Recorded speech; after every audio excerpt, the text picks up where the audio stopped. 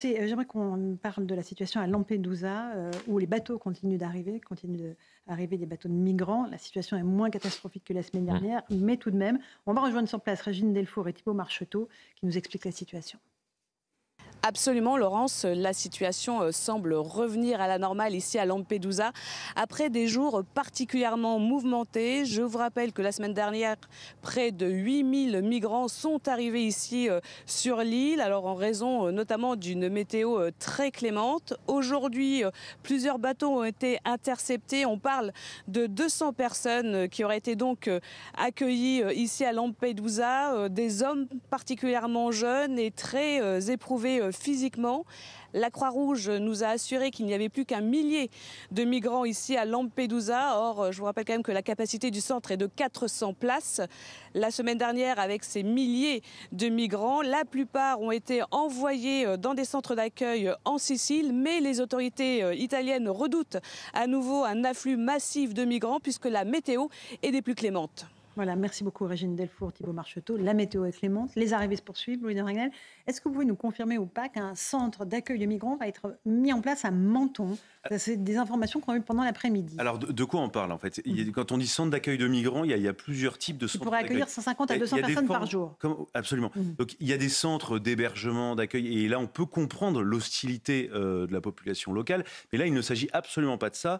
En fait, il s'agit de permettre la construction d'une annexe, pas une annexe, c'est même pas la construction, c'est de libérer de la place à côté du poste de police de Menton. Pourquoi faire? Pour pouvoir mettre beaucoup plus de migrants dans cette zone-là, pour étudier leurs dossiers, pour pouvoir mieux les expulser. Parce qu'en fait, si on les a pas... Je sais que et sur Twitter, d'ailleurs, il y a beaucoup de gens qui ont critiqué, on l'a évoqué un peu tout à l'heure, cher Laurence, mais en fait, s'il y a qui ont pas... critiqué la mise en place de ce centre, oui, mais qui existe déjà en réalité. Mais en fait, globalement, s'il n'y a pas plus de place, plus de capacité, eh bien en fait, les migrants vont se retrouver dans la nature et on va les perdre. Et on perd leur trace. Ce qui s'est passé avec le Cheyenne Viking, où tous les migrants exactement. Mais là, en fait, on parle c'est quasiment un centre de rétention en fait qu'on va mettre en place. Pourquoi?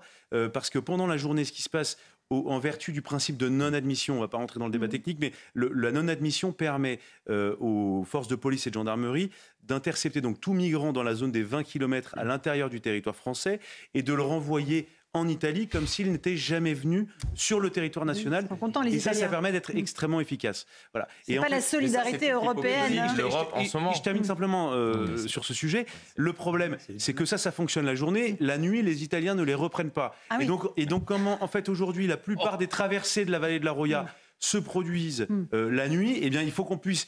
Donc, il y a des gens qui sont interceptés donc, toutes les nuits. Et d'ailleurs, on peut rendre hommage. C'est des militaires de l'armée de terre qui font ça, parce que c'est des zones montagneuses très escarpées. Il y a une hypocrisie totale. Alors, terminez, Louis. Et je termine simplement. Voilà, et donc, c'est ça, voilà, très simplement, qui permet d'être efficace la nuit pour pouvoir les expulser, les renvoyer à l'Italie. Il y a une hypocrisie totale. Il y a un collègue à vous qui était sur ce plateau il y a 2 jours qui nous expliquait que, justement, dans cette région, ils avaient intercepté plus de 24 000 migrants qui étaient arrivés, qui avaient traversé la frontière. Et je lui avais posé la question, vous les renvoyez vers où? Et effectivement, il nous disait exactement la même chose que ce que vient d'expliquer Louis de Ragnel à l'instant. On les renvoie vers l'Italie. Et alors, que se passe-t-il? Eh bien, 2 jours plus tard, ils tentent de revenir en France. Et on les envoie de nouveau en Italie. C'est exactement ce qui se passe depuis des années. Et il y a une hypocrisie totale entre les États membres de l'Union européenne. On en accueille bien évidemment d'autres. Mais là, de quoi on discute en ce moment entre les différents États membres? De mettre en place un mécanisme de solidarité.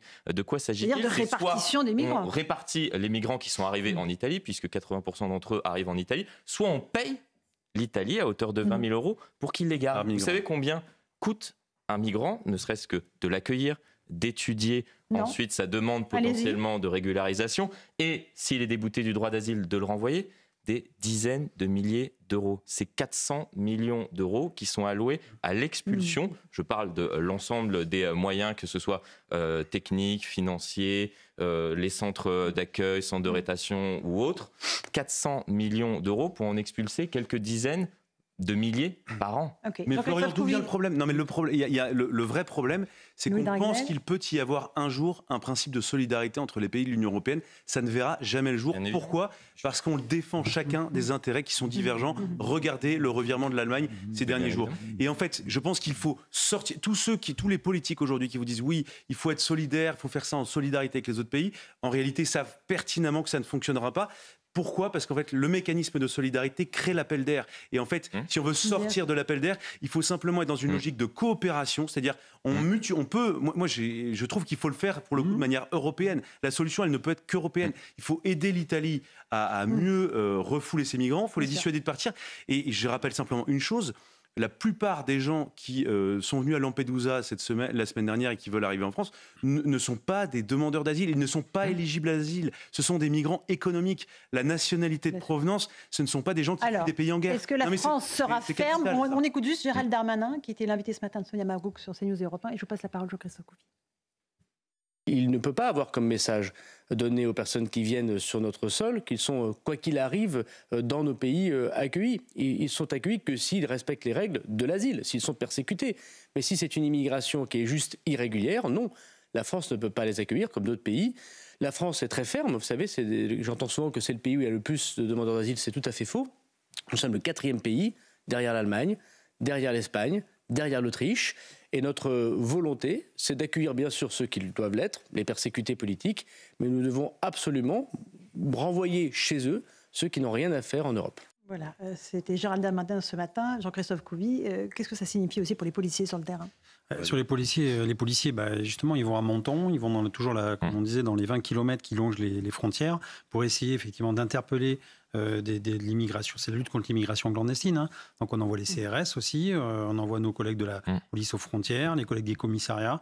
Et l'idée, effectivement, c'est de les interpeller. Alors soit ils sont rentrés par un pays tiers, et donc on les renvoie sur ce pays, ce qu'on appelle les Dublins et Dublinés. Donc c'est assez souvent à Menton, c'est l'Italie, donc on les renvoie. Et en fait, c'est du ping-pong. Ils reviennent, on les renvoie, ils reviennent, on les renvoie. C'est un peu schizophrène. Hein. Donc on vit ça, nous, tous les jours. On a besoin de psy parce que vraiment, on ne comprend plus rien. Et d'un autre côté... quand on en interpelle et qu'on les met en centre de rétention administrative, déjà on tourne à peu près à 70% de capacité dans les centres de rétention. On n'a pas assez de policiers pour occuper pour garder les centres de rétention administrative.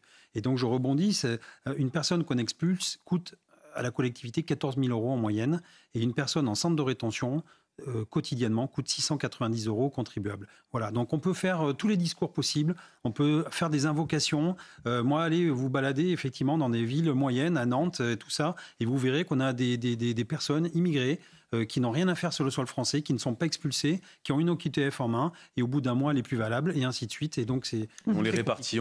Allez, il est 18h33, on a pris un peu de retard, mais c'est l'heure du rappel des titres de l'actualité avec Simon Guillain.